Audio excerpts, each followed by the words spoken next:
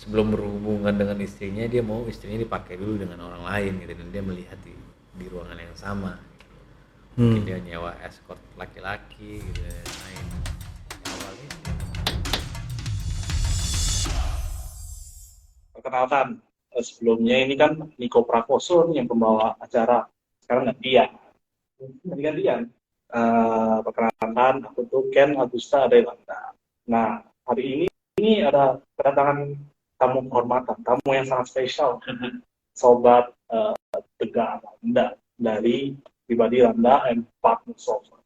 Nah, jadi kalau dari Bang Tegar sendiri, pengalaman dari PRP lah, alasan utama perceraian apa sih?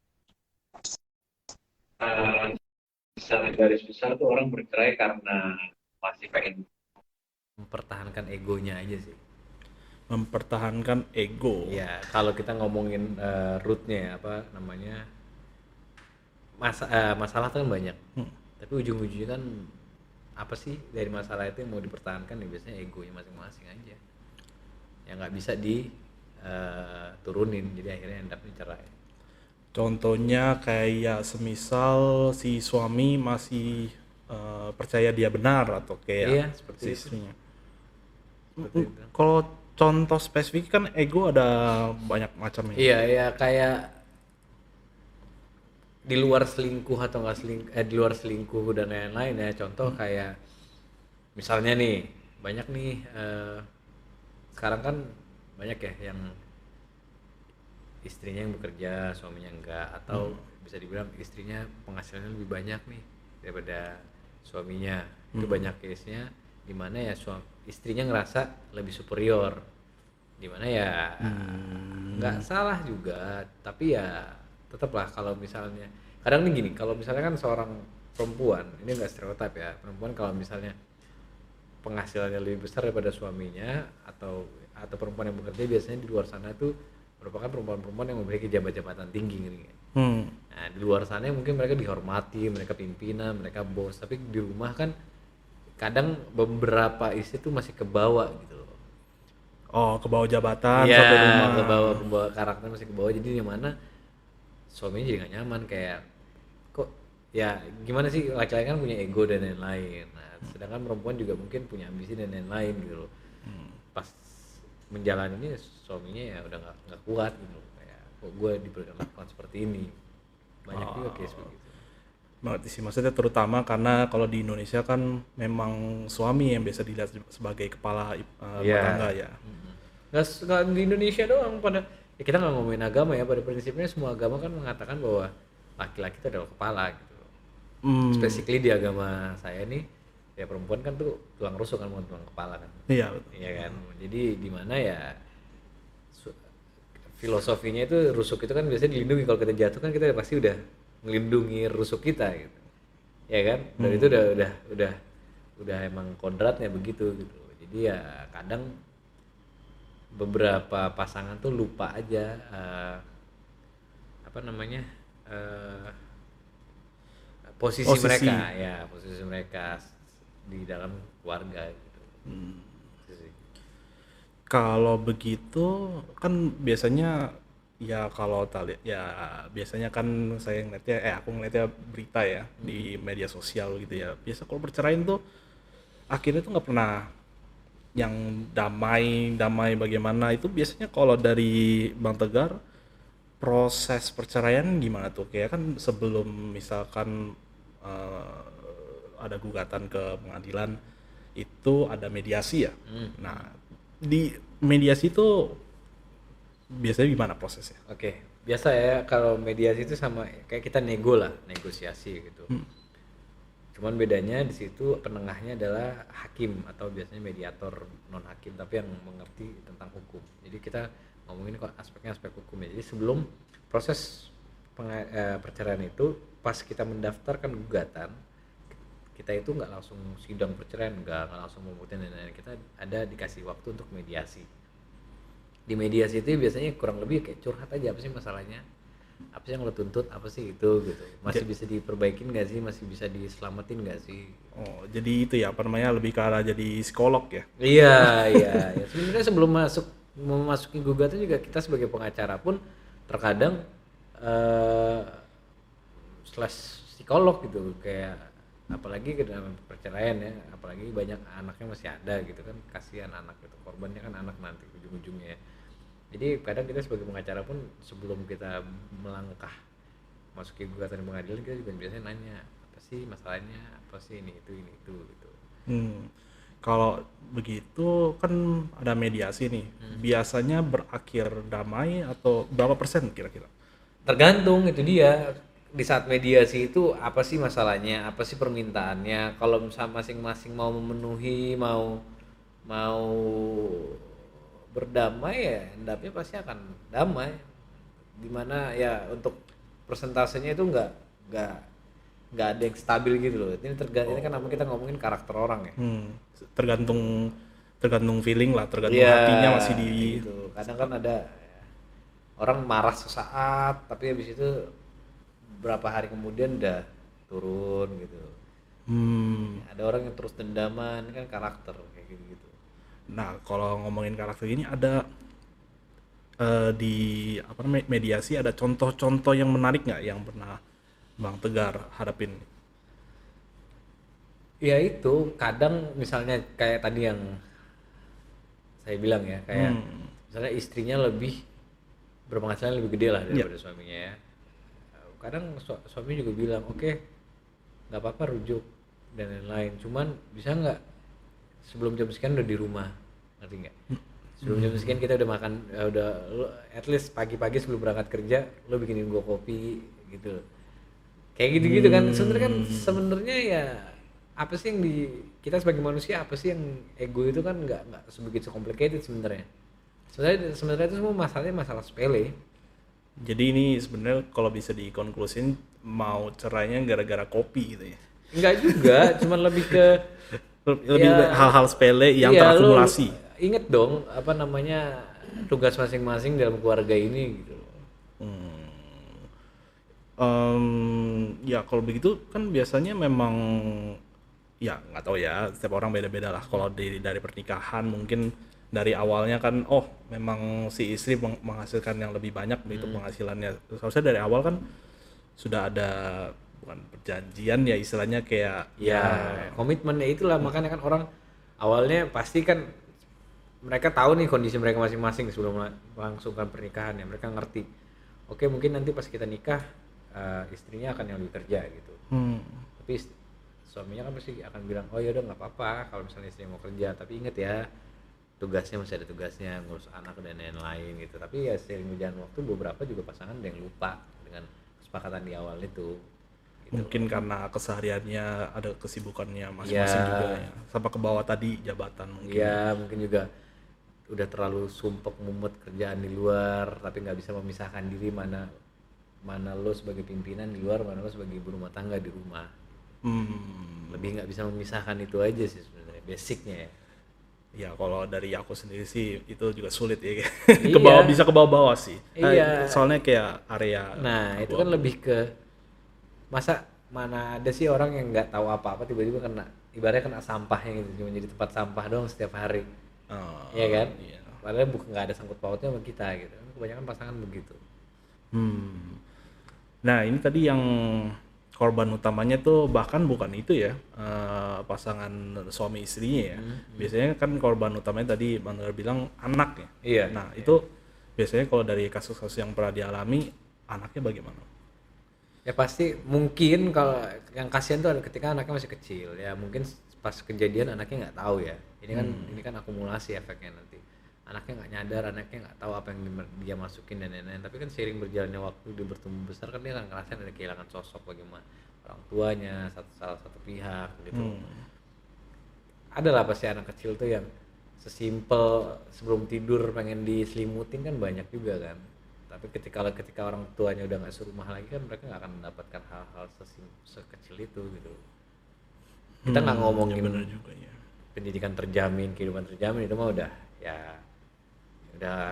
bukan ngomongin gitu. Kalau kita ngomongin anak kecil ya, ngomongin anak kecil kan lebih ke bagaimana setiap pagi dia bangun gitu loh, bisa bercanda dengan orang tuanya yang komplit gitu.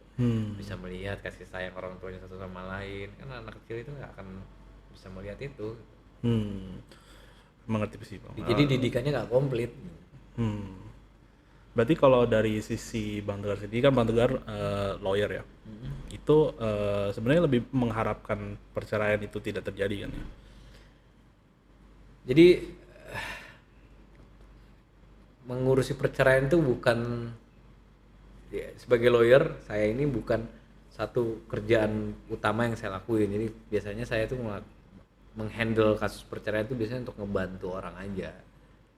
Oh, ngebantu. Jadi Ngebantu teman, ngebantu siapa gitu, kenalan, relasi, rekan gitu. Biasanya ngebantu aja, di mana ya kalau kita ngelihat teman-teman kita mau cerai kan pasti kita berharap untuk nggak cerai gitu. Tapi mau gimana pun ya kalau emang udah keputusan mereka ya kita harus ikutin gitu sebagai pengacaranya. oh malah jadi kayak ya semacam referral gitu ya. Iya.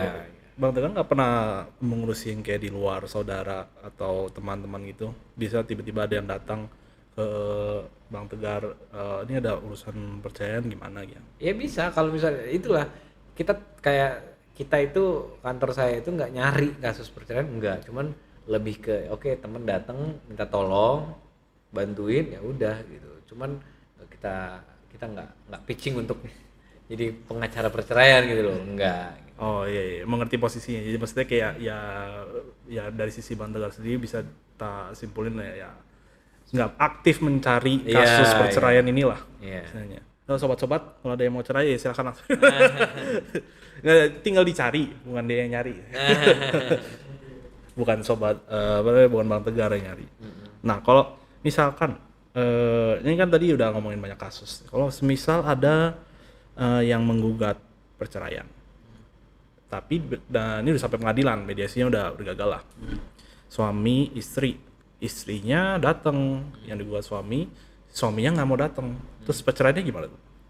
Ya tetap jalan nanti. Tetap jalan. Iya kan ada prosedurnya, ada persyaratan administrasinya. Biasanya mediasi nggak datang, terus 3 kali nggak datang, pas sidang habis dari mediasi kan sidang cerainya nggak datang. Itu biasanya majelis akan melakukan panggilan surat melalui surat kabar dan lain-lain. Adalah proses administrasi hukum acara yang harus dipenuhi sama majelisnya, sama pengadilan. Nah, kalau memang tetap nggak datang, biasanya putusnya secara first take. First take itu berarti salah satu pihak nggak datang.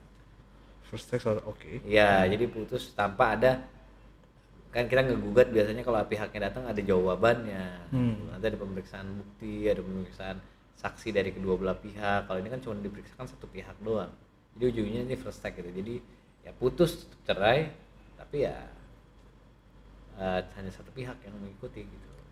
Jadi kalau semisal suaminya pun nggak tahu apa-apa nih tentang, ya mungkin dari sisi pengadilan atau sisi istrinya udah menginfokan mengenai perceraian ini, habis itu dapat surat kabar. Nggak bisa itu justru dianggap sudah tahu tapi nggak mau menghadiri karena kan ada persyaratan formil atau hukum acara atau kalau orang bilang administrasinya harus dipenuhi oleh pengadilan gitu, dengan memanggil 3 kali, setiap panggilan jangkanya biasanya sebulan gitu. Itu kan upaya-upaya itu kalau misalnya tetap nggak ada tanggapan ya secara hukum itu menganggap sudah dipanggil dengan patut tapi mereka aja nggak mau datang gitu. Ada etiket nggak baik juga ya berarti ya dari suaminya. Ya nggak bukan nggak baik juga, cuman ya mungkin emang dia nggak mau datang aja, kayak ya udahlah let go aja. Ya pernah, tapi begitu pernah juga kejadian ya di Indo ya, kalau namanya nggak datang habis itu udah cerai. Sering. Beberapa kasus kita juga biasanya juga kalau emang udah sepakat mau sama-sama cerai, bahkan salah satu pihak datangnya sidang pertama aja menyerahkan surat pernyataan bahwa yang ke majelis hakim ngomong, yang mulia saya menerima semua keputusan untuk bercerai dan lain-lain, kita sudah sepakat dan lain-lain, ini surat kesepakatan kita, surat pernyataan kita, dan untuk sidang-sidang selanjutnya saya nggak akan hadir. Ada juga begitu. Oh, kalau begitu kayak semisal yang berarti dengan first take ini juga bisa menetapkan hak asuh anaknya dong. Ini balik lagi ya ke yang anak tadi ya kan. Kalau hak asuh anak kan di bawah 12 tahun ya, itu kan udah pasti ke istri. Ya kan, dengan anggapan setelah 12 tahun tuh anak udah ngerti mau ikut siapa gitu loh. Dan sebenarnya simple lah, kalau hak asuh kan itu di tangan siapapun ya, di tangan siapapun. Kalau misalnya mereka berhubungan baik kan tetap bisa ketemu. Ini kan hanya secara formil aja, hanya secara administrasi aja. Oh, di apa namanya, pas ketemu pun juga ada jadwalnya gitu Nggak ya? nggak juga. Walaupun anaknya jatuh ke tangan, hak asuhnya ke tangan bapaknya atau ke ibunya, nggak serta merta salah satu pihak yang nggak dapat hak asuh dilarang untuk ketemu, enggak juga. Itu kan hanya administrasi aja. Gitu loh. Walaupun hak asuhnya di bapak tapi mau anaknya tinggalnya sama ibunya nggak masalah, kan kesepakatan antar kedua belah pihak. Kalau ini dengan konteks emang baik-baik dan mau bercerai ya. Beda kalau misalnya ini secara tidak baik bercerainya, apalah, narkoba lah, berantem lah gitu loh. Misalnya istrinya narkobaan terus suaminya pengen anaknya masih umur 2-3 tahun, jadi bisa aja hak asuhnya ke bapaknya, asalkan bisa membuktikan bahwa ini ibunya nggak layak mendapatkan hak asuh itu. Ini Bang Tegar bisa ngasih contoh yang narkoba, berarti pernah handle ya? Iya banyak ya, Mbak, pernah juga gitu loh. Misalnya Narkoba ya? Iya, misalnya cerai nih, gugat. Selain gugat status perceraiannya, ada juga hak asuhnya kan. Hak asuhnya kenapa mau ke bapak hak asuhnya? Ya karena ibunya itu nggak layak mendapatkan hak asuh itu. Kenapa nggak layak? Oh, ibunya sering mabok-mabokan, narkobaan, nggak pernah ada di rumah dan lain-lain gitu. Itu kan bisa aja terjadi. Waduh, gila. Ya sebenarnya ribet juga ya. Iya. Kalau dipikir-pikir. Kalau selain narkoba gitu ada juga yang ya selain narkoba atau alkohol tadi kan sebenarnya cuma mau ngelis alasan-alasannya selain ego tadi. Terlalu sibuk juga bisa, ibunya terlalu sibuk, nggak pernah di rumah dan lain-lain, jadi anaknya nggak akan dijaga, nggak akan dirawat, ya bisa juga hak asuhnya ke bapaknya kan. Oh iya. Paham. Rokok, oke lah, kita lebih tanyanya ke arah settlement fee. Ya, kalau Bang Tegar kan tadi bilang ini kan ngurusin kasus-kasusnya lebih ke arah teman, ya nggak aktif lah mencarinya. Kalau semisal harga settlement kan karena jasa ini agak ya, fleksibel lah ya, bisa dibilang karena subjektif juga. Kalau Bang Tegar biasanya ngasih harga berapa? Atau kalau nggak mau didiskus juga nggak apa-apa sih sebenarnya. Kalau fee lawyer untuk menangani suatu perkara itu tergantung ya, kita ngeliat aspeknya ya. Dalam artian yang pertama, ini sidangnya di mana gitu loh. Kan ada juga orang yang mau cerainya di luar kota tapi nge-hire lawyernya dari Jakarta, kan bisa juga. Itu kan masih ada kos-kos yang ini yang harus tanggung. Tapi kalau misalnya dalam satu wilayah atau masih di Jakarta lah, kalau ngomongin fixed cost yang paling minimum sekitar 30-40-an sih gitu loh. Kan kita kan ngelihat bagaimana sih ini proses sidang selama 6 bulan gitu loh. Terus lawyer harus bolak-balik ke pengadilan seminggu sekali, 2 minggu sekali, itu kan pasti ada biaya-biaya yang fixed cost gitu loh. Cuman kalau ini hanya ngomongin hanya cereto ya, cuman kalau misalnya dalam perceraian itu ada lebih ribet perkaranya, misalnya ada perlawanan, ada minta hak asuh, ada minta harta gono gini yang sangat ribet dan lain-lain. Nah, itu kan bisa ya, fee itu tergantung dari case itu sendiri. Oh, jadi yang penting start awalnya 30-40, tapi habis itu ada perintilannya lah. Iya. Kita lihat bagaimana case itu sendiri, kita kan harus pelajarin case itu sendiri. Di sini kalau aku tebak berarti ya biasanya sih kalau yang aku tahu ya paling mahal tuh kalau ke Jaksel lah pengadilannya, bener nggak tuh? Enggak juga, semua sama. Kalau misalnya bisa mahal kalau misalnya sidangnya di Jaksel tapi ngambil lawyernya dari Sumatera ya mahal. Oh iya. Ya kalau dari Sumatera ya. Kalau di dalam Jakarta enggak ada yang pengadilan sini lebih mahal, enggak. Semua biaya perkara sama kok, kurang lebih sama. Enggak beda-beda jauh ya. Kalau untuk Jakarta nggak kurang lebih sama. Oh berarti jadi tadi ngomongin soal harta gono gini juga ya. Sebenarnya aku sih penasaran sih. Soalnya kan ya aku juga jomblo, tapi kayak nggak pernah kayak tahu kalau harta gono gini tuh misahinnya gimana gitu maksudnya. Kalau kalau dia punya hartanya sebelum pernikahan gitu kan. Jadi kayak oke ini harta aku sebelum nikah, ini hartamu. Kalau gono gini tuh gimana itunya? Oke. Kalau menurut hukum di Indonesia ya, hukum secara in general, bukan kita nggak ngomongin hukum secara agama ya. Harta gono gini tuh semua harta yang diperoleh selama masa pernikahan berlangsung itu dibagi dua. Ini kita nggak ngomongin kalau nggak ada prenup ya atau perjanjian pranikah. Itu semua dibagi dua. Mau istrinya doang yang kerja, semua harta itu hasil keringat istri ya tetap dibagi dua. Oh, itu maksudnya kayak ada parameternya nggak mungkin kayak misalkan oh ya kita terima TV di belah dua nggak kan? Ya itulah nanti kan yang apa yang dimasukin dalam gugatan. Dalam gugatan misalnya harta apa aja nih mau di list, mau semua sampai sepatu pun juga bisa aja di list, TV pun juga bisa di list tapi kalau mau dimasukin, tapi biasanya yang gede-gede aja bisa rumah, mobil. Ya, itu paling dijual bagi dua gitu. Oh lebih ke arah total dalam rupiahnya. Iya, ya dibagi dua lah, semuanya dibagi dua, nilainya berapa. Atau bisa juga rumahnya, tanahnya dibelah dua bisa juga. Oke, jadi maksudnya ya oke. Iya, pokoknya apapun dibagi dua secara nominal dan menggunakannya juga bisa dibagi dua kan. Kalau rumah kan tanah kan bisa dipotek dua gitu, sebelah kanan sebelah kiri kan. Bisa ya, sih, bisa. jadi tetangga gitu kan. Iya bisa. Gak tahu kalau gara-gara itu jadi atau ya paling simpel ya kalau rumah nih dijual harganya 1 miliar. Ya udah, siapa yang mau nempatin rumah di situ tetap mau ditempatin nih, nggak mau dijual nih. Ya udah, misalnya istrinya mau nempatin, ya udah istrinya tinggal ngasih 500 juta aja ke suaminya kan, dengan anggapan dia membeli setengah harga, setengah dari setengah rumah itu kan. Oh jadi kalau mau visit anaknya juga tinggal apa namanya, suaminya tinggal cek gitu kan sebelahnya. Iya ya, itu baru pertama. Oh bisa juga berarti ya begitu ya. bisa. Nah habis itu ini kan cerai nih. Setauku tuh sebenarnya ya pasangan itu bisa nikah lagi. Tapi aku pun nggak tahu kayak bisa berapa kali nikah lagi.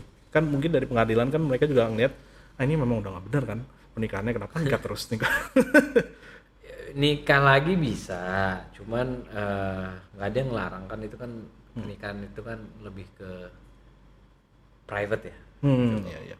Cuman ya tadi yang saya bilang di awal, agama kadang melarang gitu loh. Ada beberapa agama yang melarang, nggak apa namanya, nggak boleh menikah lagi. Kalau misalnya kayak Islam, setahu saya tuh udah talak 3 tuh udah nggak boleh gitu. 3 ya? Nikah lagi kayak gitu sih. Tapi kalau mereka ya nikah lagi, tapi kan bisa poligami juga, jadi iya gitu. Tapi berarti apakah Bang Tega pernah ngurusin begitu yang apa namanya ya mau udah cerai tapi mau nikah lagi? Belum ada yang untungnya sih ya. Saya nggak tahu sih dari Bang Tegar mau mempunyai pengalaman mediasi. belum kebetulan ya nggak tahu ya, maksudnya kan setelah bercerai pun kita ke klien ya udah ngurusin lagi gitu loh, udah ya personal life dia mau ngapain terserah kan. Kalau dia mau nikah lagi dengan orang yang sama terserah dia. Cuman kalau misalnya cerai, nikah terus cerai lagi, megang kasus hal sampai perceraian 2 kali belum pernah. Harapannya enggak ya? Iya ya, mudah-mudahan enggak lah. Sobat-sobat kalau mau nanya silakan aja. Ada pertanyaan nggak? Belum. Oke.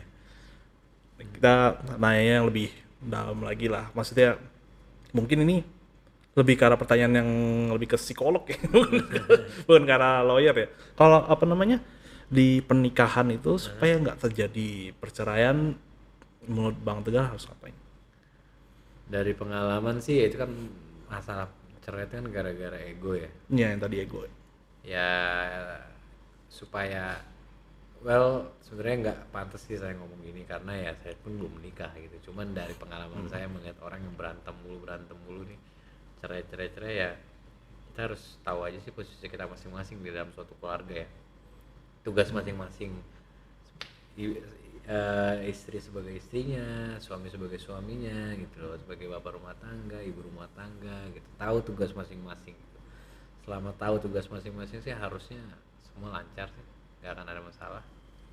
Tapi kan tadi Bang Tegar bilang ya mungkin ada yang apa berarti istilahnya ke side track ya sama jabatan dan lain-lain.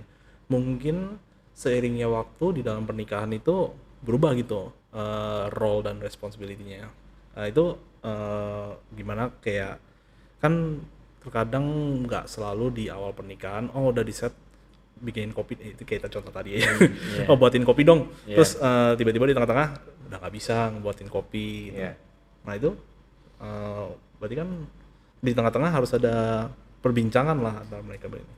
Ya makanya itu kan balik lagi ke pribadi mereka masing-masing. Kadang ada yang nggak masalah, maksudnya gini, ada yang nggak masalah istrinya lebih dominan gitu. Ada kan laki-laki yang nggak masalah istrinya lebih dominan, tapi kan ada laki-laki yang memiliki ego dan dia merupakan laki-laki yang secara karakter itu alpha ya. Gitu. Ada juga yang begitu ya. Biasanya kalau misalnya satu nggak mau ngalah gitu ya pasti akan bentrok. Ego lagi, balik ke ujung-ujungnya ke ego. Kalau masalah perceraian itu ujungnya pasti ego masalahnya. Itu nggak kemana-mana. Ego ya. Berarti akan selalu ego ya. Iya. Kalau selama ini pengalaman saya ya begitu, ego. Boleh nggak nyameng dikit nih Bang? Apa Soalnya kan ya aku sebelum ngajak Bang Tegar ke sini juga ngeliat lah ada podcast dari Jakarta Uncensored. Itu ada Bang Tegar juga di situ tuh. Silakan sobat kalau mau ngecek ya di YouTube-nya Jakarta Uncensored. Ada pertanyaan nih Oh iya silakan. dari Francesca Cindy. Oh iya. Pertanyaannya, apakah ada pertambahan fee untuk kasus perceraian bukan yang pertama? Oh, kalau misalnya ini Yang dari dia tadi. cerai nih udah pernah kita tanganin, terus cerai lagi nih beberapa tahun kemudian, apakah ada fee-nya dari yang pertama? Iya kayaknya pertanyaan Enggak begitu. sih, enggak. Oh jadi Enggak sama ada, yang tadi. Enggak, bukan sama aja, lebih ke kita lihat ya tahun sekarang harganya segini kan, tahun 5 tahun lagi, 6 tahun lagi cerai kan pasti inflasi dan lain ya, gitu loh. Oke, Ya oke, itu lebih ke situ sih, cuman iya. ada penambahan khusus enggak. Siapa tahu juga lawyer pindah dari Sumatera gitu kan ke Aceh. Iya, kan bisa aja, itu kan faktor-faktor itu kan juga harus diperhitungkan ya. Oke, berarti terjawab. Berarti Francesca Cindy ya. Tadi sama mana ya? Oh, tadi sampai yang itu apa namanya Jakarta Uncensored. Nah kan di situ Bang Tegar ngasih ada contoh yang kasus apa namanya apa ya bahasanya itu di kakot lah apa tuh bahasanya dia mau nonton dulu. Itu apakah itu kasus yang paling Iya, jadi alasan orang bercerai yang paling absurd ya. Ya itu salah satunya sih, itu yang pengalaman yang bikin shock, yang dimana ya yang kayak di YouTube-nya Jakarta Uncensored saya bilang bahwa pernah ada klien datang konsultasi, ini klien udah tua, umur udah 60-an, mungkin udah punya dua-duanya mungkin udah 60-an, udah punya cucu bahkan kelihatannya ya.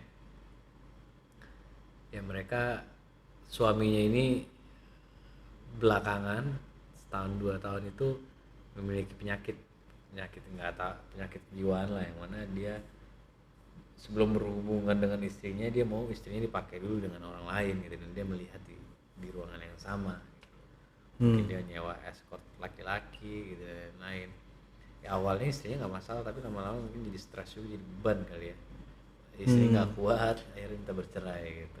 Nah yang itu Bang yang tadi pas awal-awal kan pas awal pernikahan kan kayaknya ya seharusnya ya yang sebenarnya tidak ada perjanjian seperti itu, yang awal kan ya ngasih kopi, tapi kan ini nah iya kayak gitu. Ini masalahnya nggak tahu ya, namanya kan itu namanya manusia ya, karakter manusia kan nggak ada yang tahu, berubah. Mungkin itu adalah penyakit yang tertunda selama ini gitu loh. Secara finansial mereka nggak akan masalah gitu loh, nggak ada yang KDRT, terus juga secara finansial juga sangat nyaman hidupnya gitu loh. Tapi kan ada faktor-faktor lain yang mungkin baru tumbuh pada saat setelah setahun 2 tahun atau puluhan tahun menikah gitu. Kan ada juga yang begitu. Model-model begitu, salah satunya ya kayak yang pengalaman saya itu. Iya, itu yang ya bisa Itu dibilang absurd. menarik sih. Itu absurd gitu. Menarik mungkin understatement juga ya. Iya. Nah, kalau begitu tuh ya berarti dalam pernikahan, jadi kita udah oke lah, kalau kita lengkap perceraian pernikahan sendiri, butuh berapa lama mungkin kira-kira baru nikah kan kayak begitu nggak ketahuan kan sampai akhir kayak 30 berapa? Tadi berapa? Hampir Udah 60-an, tua kan? 60-an kayak 60. umurnya. Ya lebih ke keyakinan masing-masing sih, kan itu ada yang orang ketemu sebulan udah yakin, udah melihat, udah merasa klop, oh, oke nikah. Ada juga kan yang 10 tahun pun akhirnya ujung-ujungnya putus gitu. Makanya bisa dibilang ya saat pacaran itu atau sebelum nikah itu harus benar-benar memahami dulu pasangan gitu, melihat kira-kira kemungkinan yang terjadi selama masa pernikahan apa nih dengan karakter dia seperti ini gitu. Kurang lebih gitu sih yang harus dipastiin ya. Dipastiin tapi belum tentu bisa Belum kejadian tentu yang bener kayak gitu. juga, bener. Karena kan kita nggak tahu setelah 40 tahun pernikahan, gak ada yang tahu ya. Iya, sebenarnya kalau tiba-tiba aku pun punya istri yang apa namanya, wah harus manggil cewek dulu baru turn, aduh. Absurd sih emang, tapi ya ada begitu, ada. Ya, tapi kan kalau ya aku sendiri ya Kristen ya, jadi ya untuk perceraian Dilarang. ya ya dilarang sih dilarang, tapi Iya. kalau udah begitu sih Nggak kuat juga ya. gimana coba? Ya nggak kuat sih, siapa sih ya, siapa sih yang kuat gitu loh. Itu kan itu bukan fisik lagi, itu udah bener-bener wah mental apa semua itu udah keganggu, itu udah ya Iya, benar sih. itu udah absurd sih. Oh, tapi selesainya kasus ini gimana? Jadi endingnya juga Akhirnya dia nggak jadi cerai sih, karena kalau jujur kalau cerai pun kita bingung juga mau bagaimana menjelaskan. ke pengadilan. Oh iya sekarang ingat lagi ya endingnya. Dan bagaimana menjelaskan untuk ke majelis hakim mereka mau bercerai, karena kan alasan bercerai itu biasanya ya simpel-simpel aja, udah ada selingkuh atau nggak dinafkahin dan lain-lain. Itu Ini cerainya gara-gara. kalau caranya gara-gara penyakit begitu kan kita juga bingung cara ngejelasinnya gitu. Iya kan? Tapi bisa nggak lewat di pengadilan kalau dengan Bisa-bisa aja, tapi ya lebih ke malu sih gitu. Ya. Malu sih kayak ya siap nggak mereka gitu secara pasangan itu terbuka, nanti orang tahu misalnya begitu gitu. Kan putusan perceraian kan nanti akan jadi publik, mungkin prosesnya bisa tertutup gitu loh, tapi kan nanti iya, kan jadi publik ya ya. putusannya kan nanti akan dipublish di website. Setiap perceraian dan setiap pernikahan gitu ya. Ya enggak, bukan setiap pernikahan, jadi semua putusan pengadilan kan bisa dicari gitu loh. Gitu loh. Itu kan ada gitu loh di Direktorat Mahkamah Agung kan juga ada putusan perceraian, ada banyak. Nah, kalau dibaca kan malu juga gitu. Kalau orang kepo gitu, bisa aja saya bercerai gitu, nanti amit-amit ya Tegar cerai, nama saya ditulis lengkap, ada juga bisa kan dicari. Tapi balik lagi kan apakah kayak misal Bang Tegar atau tadi yang umur 60 lebih itu sebenarnya terefek sama hal itu. Iya.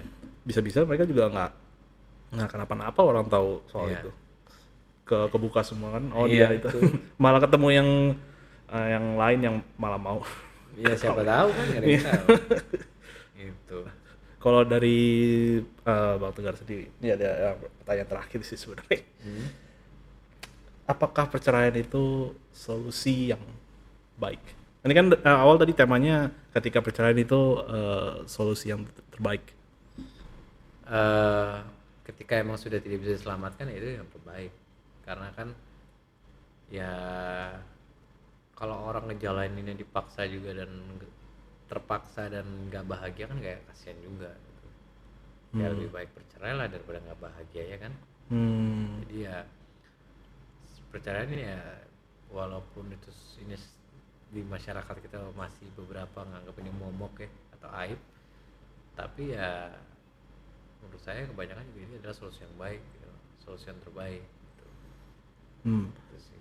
Nah kalau dari Bang Tegar sendiri apa limit Bang Tegar? Hah? Limitnya Bang Tegar, kan Bang Tegar masih jomblo, aku juga masih jomblo. Jadi, limitnya Bang Tegar tuh apa kalau semisal di dalam pernikahan gitu, habis itu aduh ini kayaknya nggak bisa lagi nih mau cerai. Limitnya tuh apa?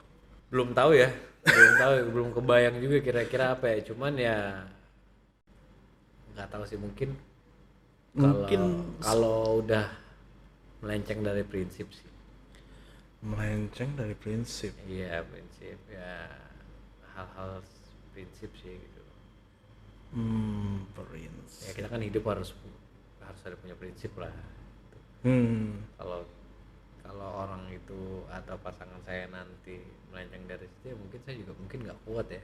Kan kita nggak tahu nanti ego saya bagaimana gitu. Apakah bisa memaafkan gitu? Apakah nggak bisa memaafkan, kan nggak ada yang tahu gitu. Gitu sih. Prinsipnya. Ya kalau aku sendiri sih lebih ke arah itu ya. Kalau selingkuh, ya istilahnya backstabbing lah ya. Ya masing-masing orang. Masing-masing orang punya limit itu sendiri. termasuk prinsip juga kan. Gitu. Iya. Bisa aja. Ya. Ada pertanyaan dari sobat-sobat yang lain? Belum ada. Ini udah berapa menit? Oke, iya sebenarnya udah pas-pas aja sih udah untuk apa namanya mengakhiri ya episode kali ini. Kalau mungkin dari Pak Tegar ada tambahan, mungkin mau nge-segue ke layanan-layanan yang 30 sampai 40 juta sobat. Ya tinggal hubungin aja lah ke Landak, atau bisa ya lewat Landak juga nggak masalah kan. Iya kan? Waduh, terima kasih loh sobat-sobat yang udah mau mendengarkan tentang tema kali ini ya. Ketika perceraian itu adalah solusi yang terbaik lah, jawaban terbaik. Ya sebenarnya kasusnya ada yang tadi sih agak absurd sih. Harapannya nggak ada yang lain ya. Nggak ada, itu udah paling absurd sih. Iya. Kalau mau ngecek podcast kita, nanti audionya akan diupload juga ya ke Spotify. Kalau mau ngecek sosmed, nih ada di bawah sini, ya di situ. Nah, itu untuk YouTube-nya sama Instagram-nya Landak, dan yang lain landak.id, yang lain Landak ya. Bisa dicek. Ini juga podcastnya akan selalu live-nya ada di YouTube sama Instagram ya. Jadi kalau mau nanya juga bisa langsung nanya. Ada yang ketinggalan kayaknya nggak ada. Iya udah itu aja. Terima kasih banyak loh, Thank you. Bang Tegar untuk hari ini. Waduh, Thank you. Maksudnya insight-nya ya sangat menggugah pikiran. Mungkin kedepannya perlu tak seduhin kopi kali. Enggak, air putih lebih sehat. Minum ya? Iya, sehat. Sobat-sobat Landak, sampai ketemu lagi di podcast berikutnya ya.